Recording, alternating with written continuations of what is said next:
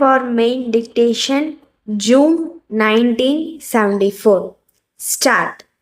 Mr. Deputy Chairman, Sir, in offering my own remarks on this land ceiling bill, I shall not take much of the time of this House in dealing with the various paths to socialism that today state governments are so anxious to implement all over India.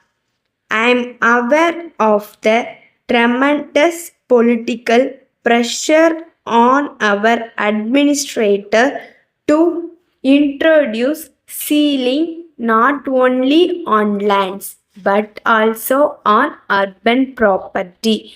After we have introduced the ceiling on our urban property, we will have a ceiling on industrial wealth, which will limit the number of shares that we can have in industries. Ultimately, sir, we may reach the goal of the nationalities where every man is a slave of the state and where private enterprise cannot exist at all. But as I said, it is not my intention today to question these various acts of socialism, excepting to state that our real problem that exists in our villages is not going to be solved by this land ceiling legislation. I would plead, sir, with a genuine desire to see that this legislation, which has come to stay, benefits those people whom it is intended to benefit.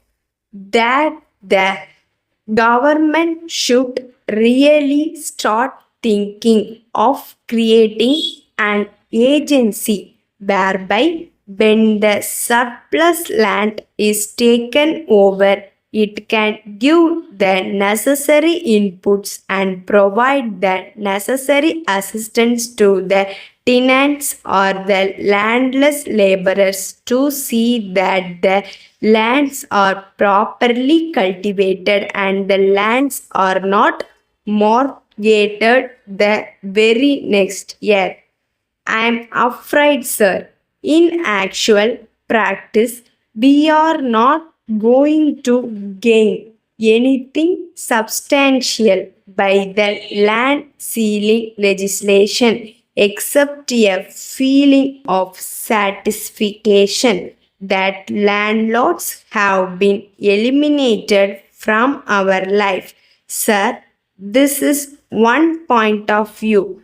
The other point of view is that landlordism exists not only in land, it exists in industry, it exists in urban wealth, and it exists also in politics.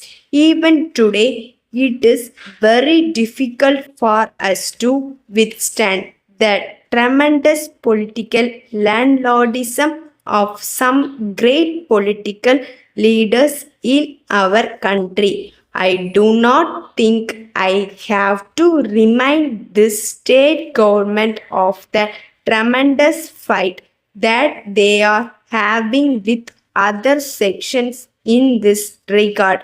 I would only like to say that while it is a point of view, the feeling naturally arises amongst other section of the people where all this is going to end. Sir, one honorable member has referred to the other salient features of the bill. One is that the time taken to file claims has been reduced drastically. Well, sir, I do not think this will expedite in any way the surrender of surplus land, but it is done with good intentions. I would only plead that there should be sufficient safeguards to see that people who are affected by such legislation have an opportunity to be heard and sufficient time should be given to submit their returns. It is not merely a question of filling of claims, but it is a question of filling a proof.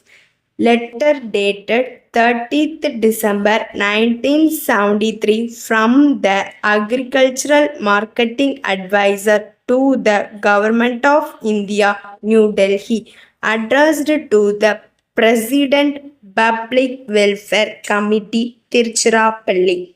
Dear Sir, I am writing this with reference to your letter of the 10th instant about the products graded under AGMARK. As is well known, an AGMARK label is affixed to a package only after its contents have been pre-tested and found to conform to the standards prescribed for the purity and quality of the commodity concerned. For this purpose, the Ministry of Agriculture is cooperation with the state government has set up a network of approval laboratories.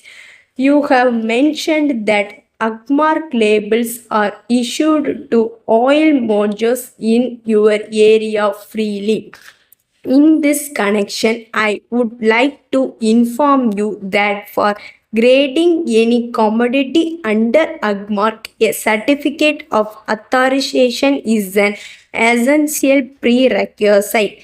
Labels are issued only to the chemists of such authorized parties for being affixed on graded packages.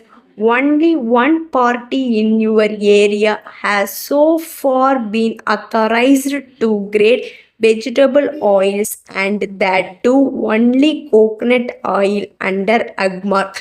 There is thus no question of issuing any AGMARK labels to others in your area. Yours faithfully. Stop.